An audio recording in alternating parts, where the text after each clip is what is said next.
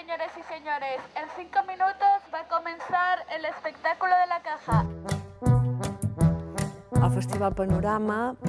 com el seu sublema d'alguna manera ja indica, no és un altre festival, sinó que és el festival d'allò altre. Allò altre és tot allò que no cap en els festivals a l'ús, diguéssim, perquè normalment els festivals tendeixen a ser d'arts escèniques o de música o d'arts visuals. Nosaltres el que intentem a Panorama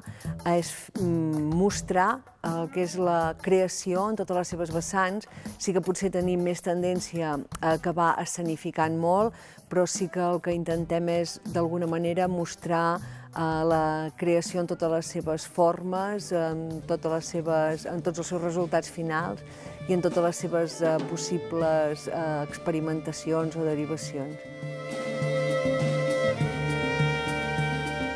La resposta del públic de cara al festival ha estat progressivament en augment, no? I si bé al principi la gent ho trobava a vegades una mica marciano, el tipus de propostes que podien veure durant els dies que durava el festival, de mica en mica hem aconseguit crear un públic que és molt del festival, que fins i tot ens ha permès a la temporada estable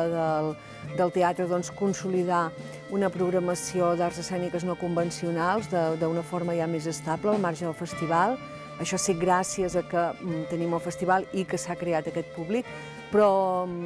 jo penso que en 3 o 4 anys aquests últims el que també hem aconseguit és que la població ho visqui d'una manera molt normal, que les famílies, gent gran, públic més adult, potser més habituat al teatre convencional,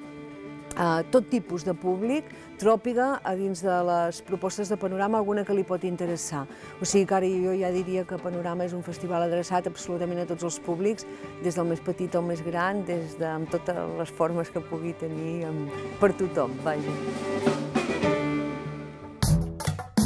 El festival del 2011, que serà del 2 al 5 de juny, una mica es planteja recollir feinetes i treballs que hem anat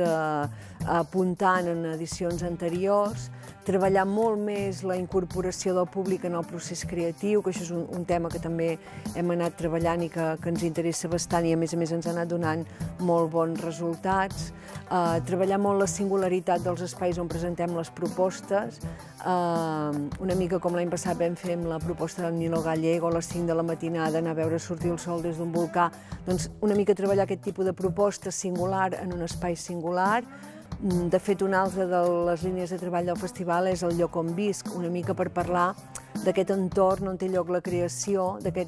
que alhora aquí a Olot és molt significatiu, perquè el que tenim nosaltres de fet és un entorn, no tenim... La ciutat no té per si mateixa